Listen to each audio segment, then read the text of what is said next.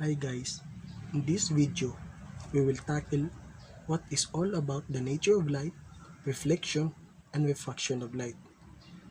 So first, we have to discuss what is nature of light. Don't mind my writing guys. So let's go back. What is light?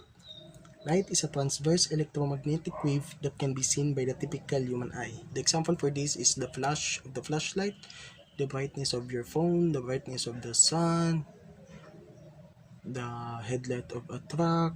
So there are two sources of light, the incandescent light and the luminescent light. The incandescent light is the emission of light from hot matter, from the word hot matter. The example for this is when you burn something, like for example the paper, when it changes its appearance, it turns into a red before it going to the ash type.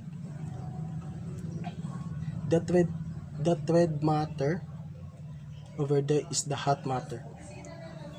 When you touch it, it will harm you. Like for example, the lava. So the luminescence. Luminescence is the emission of light when excited electrons fall to lower energy levels. Example for this is the bulb, fluorescent, your cell phone, the light. The brightness of your cell phone is also luminescence. Even if you touch it, it will not harm you. So there are other characteristics of light. The intensity and the brightness. The intensity is the absolute measure of light waves' power density, and the brightness is the relative intensity as perceived by the average human eye. So, let's go back. We are now in the reflection of light. So, what is reflection of light? Reflection of light, the reflection of light is the bouncing back of light after hitting the surface. So, for example, we will draw a mirror.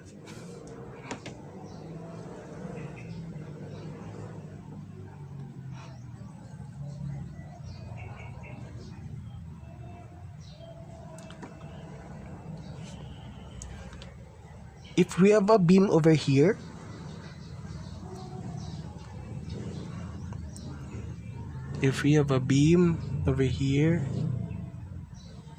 this beam called light ray.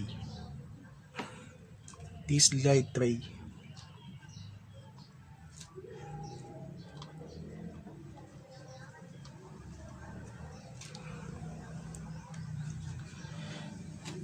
When the light ray touches the mirror, it will have a point over here.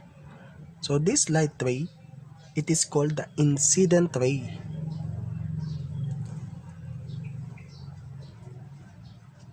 Incident ray. This incident ray have a point of incident, which is here.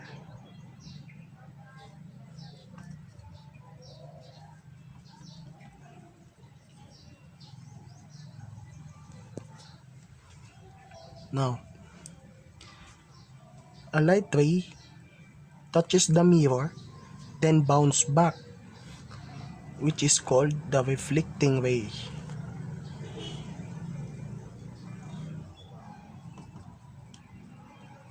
Reflected ray.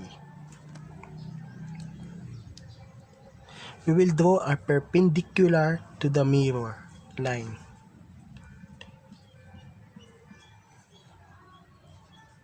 Here. This is called normal.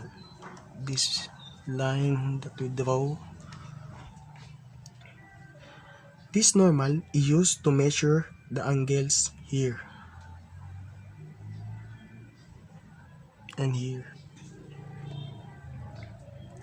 So the angle of the incident ray makes within the normal is called the eye angle of incidence. And the angle of the reflected ray makes with the normal is called the reflection. So there are two laws of reflection. The two laws of reflection are the incident ray, reflected ray, and the normal at the point of the incidence all lie on the same plane. So, all line on the same plane. So what is the same plane over here? It is the mirror.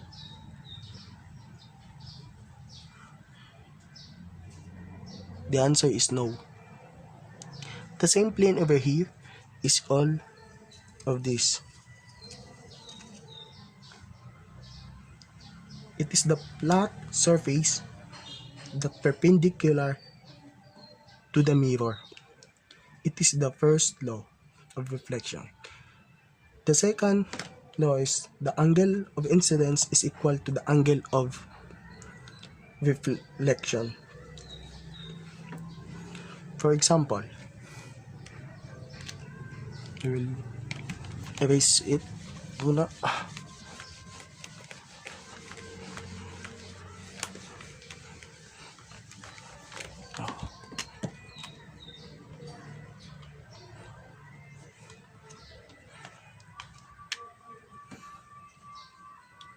Example for the second law of reflection.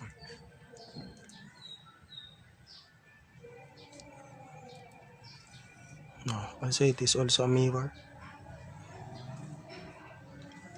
Then light incident ray, a reflected ray, and the normal. If the angle of this incident ray is 40, the angle of the reflected ray is also 40 degree. Even if we change it to 60, it will also 60 degree. It is equal. The incident ray and the reflected ray is equal to each other.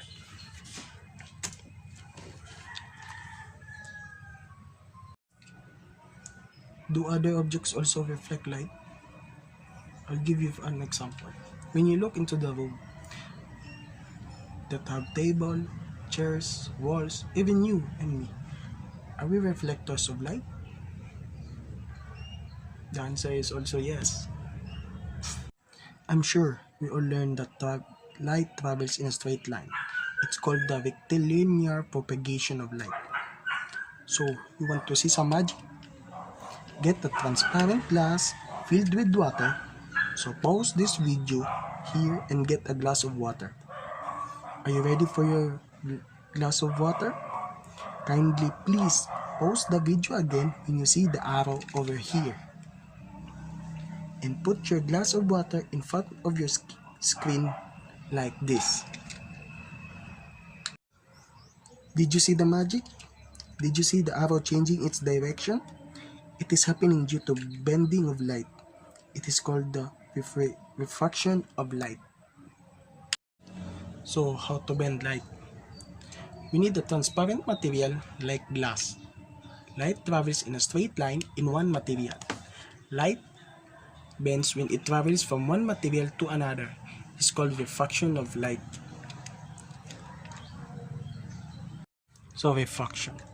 Refraction changes in direction of light when it's traveling oblique from one medium to another. So the material here is the glass. This is the light ray. This is the normal. This is the refraction ray.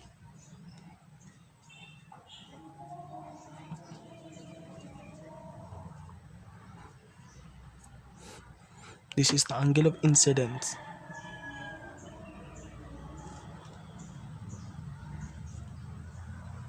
Or the incidence ray. Incidence ray rather. So why refraction happens?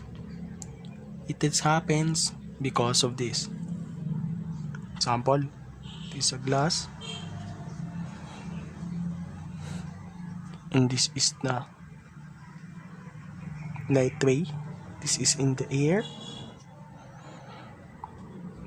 It touches the glass, so the light refracts. It changes its refraction because if this air has a mass of 3, 8, 10, 8, per second. It decreases when it touches to the glass.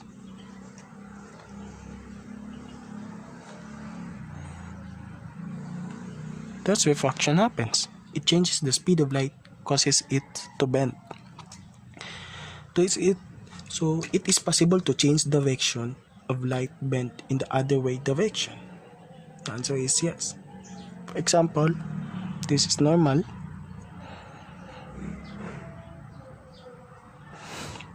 We draw a perpendicular. This is the incident ray.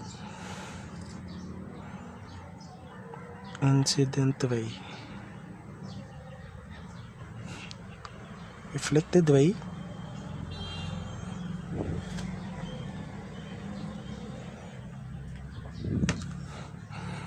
This is I. This is R.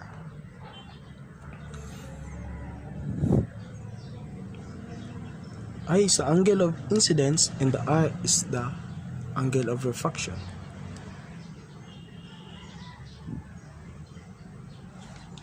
Did you see that this reflected ray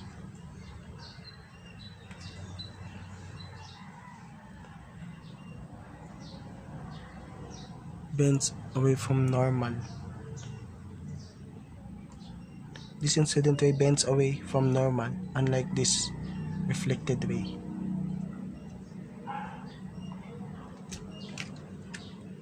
So there are cases of refraction light. The speed of light decreases, bends towards the normal. That is the case 1. Case 2, speed of light increases, bends away from the normal. So when the light travels from the dense to rare, the case 3, does the speed of light change? The answer is yes. That's expected because of light slows down. So you can see it from there, 3 cases of refraction. So that's all for my report. Thanks for watching, guys. Thank you.